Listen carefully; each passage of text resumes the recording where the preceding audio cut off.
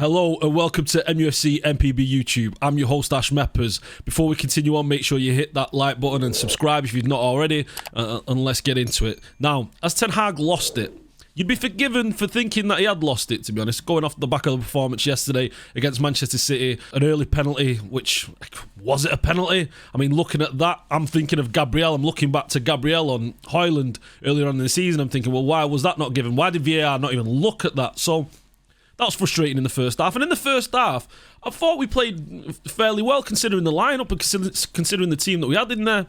So we limited them to chances.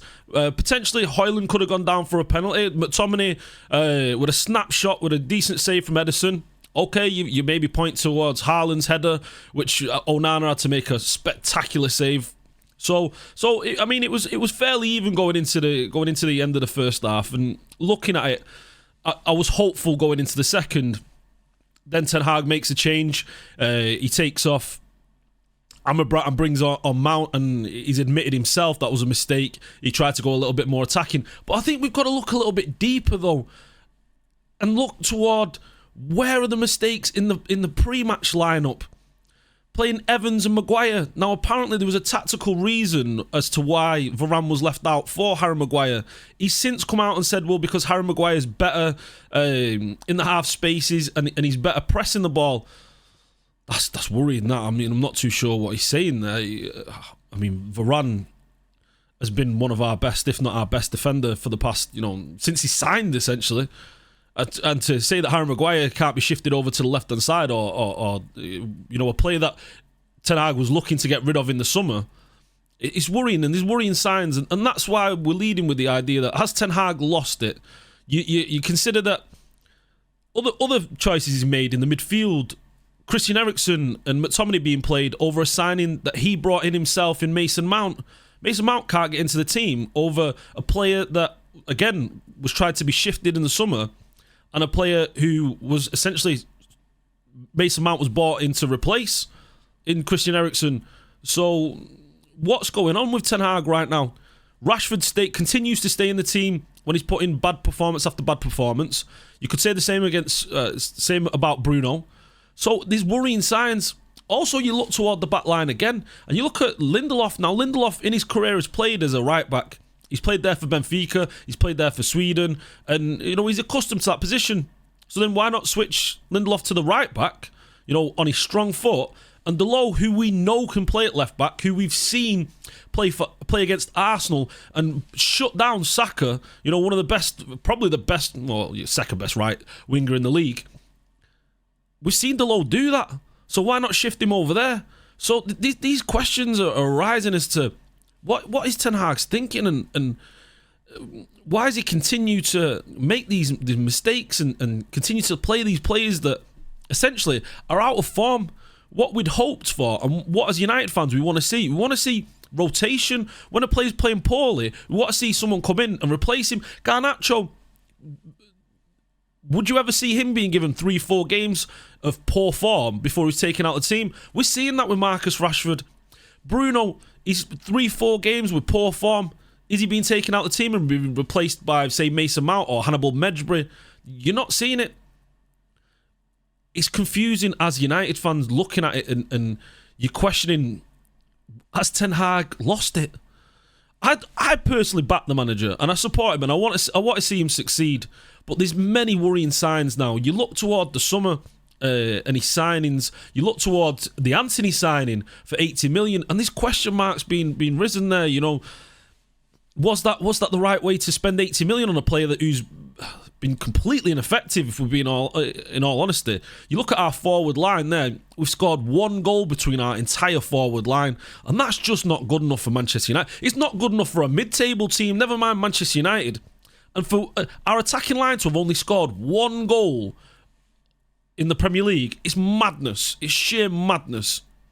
And then considering that, I think with -5 goal difference now, correct me if I'm wrong, but it's poor. So what's even more worrying, when Erik Ten Hag was questioned, and the question was posed to him, this is from the European lad, when will you be able to play the same football with Manchester United that you showed with Ajax? Now his response was, never.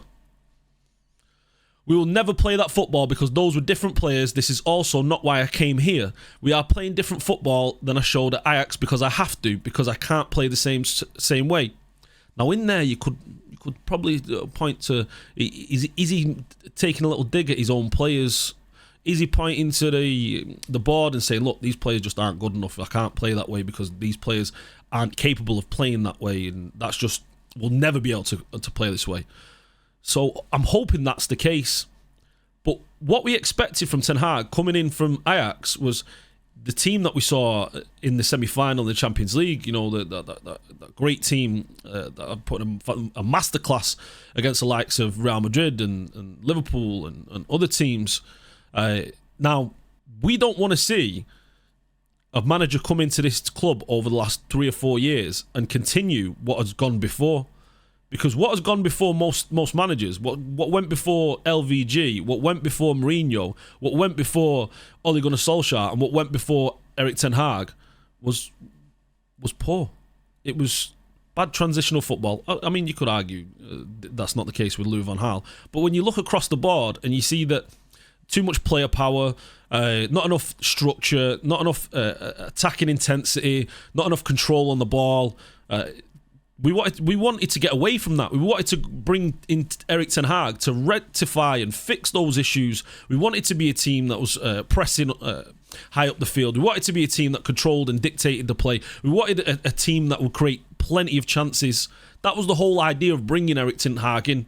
Not for him to come in and go, you know what, actually, I'm not going to bring my style of football. I'm going to try and create a style of football reminiscent of the past couple of years and the history of Manchester United. I don't think anybody would have signed up for that. I don't think you would have wanted that. I didn't want that. I wanted him to come in and impose an exciting brand of football like we saw at Ajax. If you had any chance of watching Ajax during his spell. And that's what we wanted to see. And the fact that he's coming out and saying, we'll never play like that, it's not looking like it's ever going to happen, it's worrying. And that's why, again, I point to, has he lost it? He also said, the players decide how we play. Ajax has a very typical and characteristic style of play. With Manchester United, I will always show different football. Again, I will always show different football. Not, I'm looking to get back to the way I played with Ajax that performed so well, that won me so many league titles, that got me to the semi-final of the Champions League and pushed deep into the competition on multiple seasons. You know, with a team, a squad, a club that really isn't expected to be there of late. So it's worrying. I did so last year as well. We play much more direct football here because I have the players here for that. Again, that could be him pointing to the fact that, yeah, okay, these are the players that I've got. This is what we've got to go with. So it's understandable, and you've got to kind of read between the lines with this one. I'm not too sure, but I would like to see it be investigated and being asked a little bit more, and for him to expand on what he's talking about here. Maybe if you had some decent pundits and journalists, they would bring this back up and question him and pose this question to him. And then you look at the players that he's brought in, and actually, I mean, he says it here, the players decide how you play. Okay, that's understandable, but you look at the players that Erik Ten Hag has brought in. He paid 85 million for Anthony. Now, we all know, we're looking at that now, and we all know that was a bad purchase, and that was forced, obviously, by Erik Ten Hag. It was his man. He wanted that player, you know. So when we had players like Rashford, like Sancho, like Ahmad, like Pellistri, so was it really a necessary area? Now, I understand, yeah, going into that window, a lot of us were saying we needed a right winger, but to spend 85 million on Anthony, you know, now looking back, it was absolute madness. So you continue and you think, where has been the good signings from Erik Ten Hag? You can probably say Lisandro Martinez, Christian Eriksen. You could argue last season, Casemiro had a good season, stabilised the club a little bit, helped us get to third. But again, this season, you know, signing him to a 5-year contract for 70 million. And, you know, he's getting on. He's clearly having his injury issues, and something that we've seen for Brazil and for us. And it's not looking like that's going to end well. Mason Mount, the jury's out on that one. The rest of the players, really, you wouldn't say they've been a great success.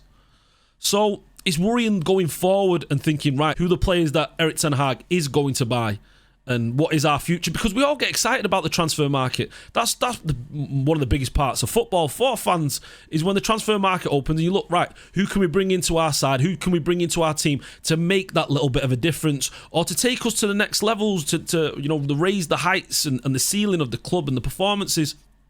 When you've looked in the past couple of windows, unfortunately, we've not had these players come in and been able to do that. Yet we've spent the money. Erik Ten Hag has been given the money. He's been given the opportunity. He's been given the players that he's wanted. Because the majority of these players, you look at them, he's got some kind of affiliation, or they've played in their Eredivisie, or they've played under him.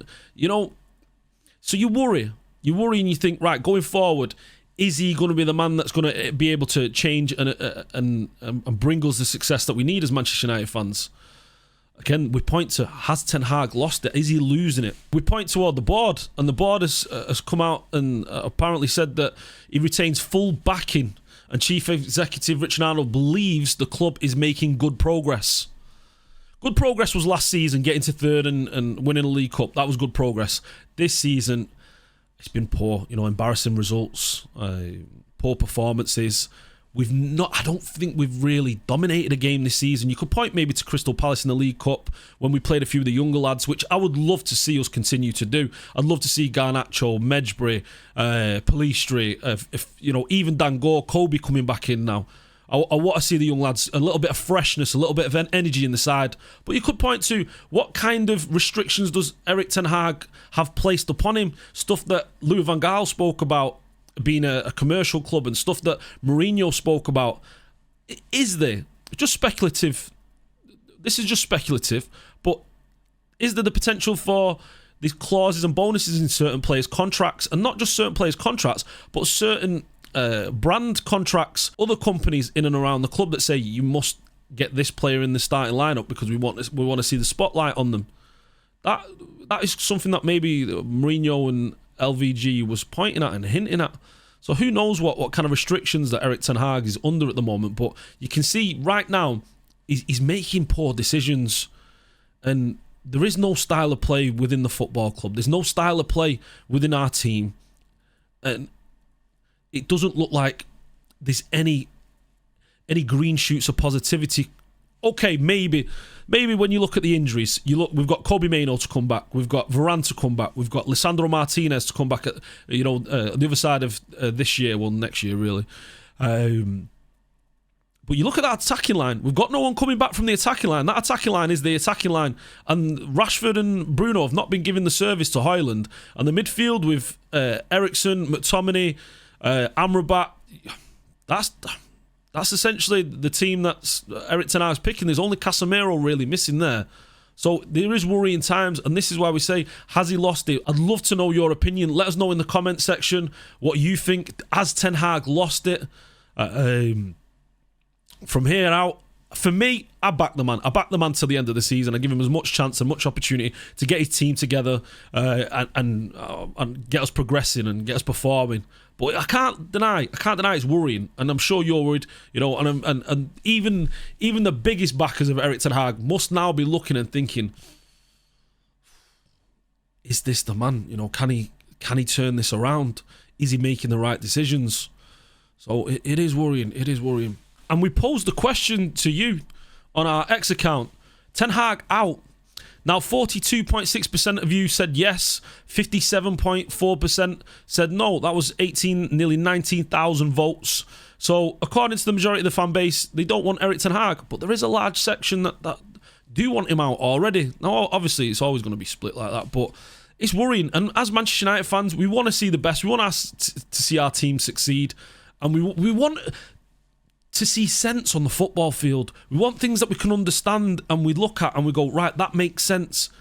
And over the past couple of weeks with Erik Ten Hag, we're looking at things like Marcus Rashford being kept in the team, like Bruno being kept in the team, like Lindelof playing left back, like Eriksen being in the team over Mason Mount, or McTominay being in the team over Mason Mount. And we're looking and we can't make sense of these issues.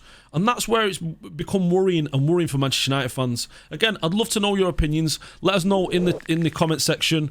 I thank you very much for your time. Make sure you hit that like, the subscribe button, and we'll continue on tomorrow. Take care.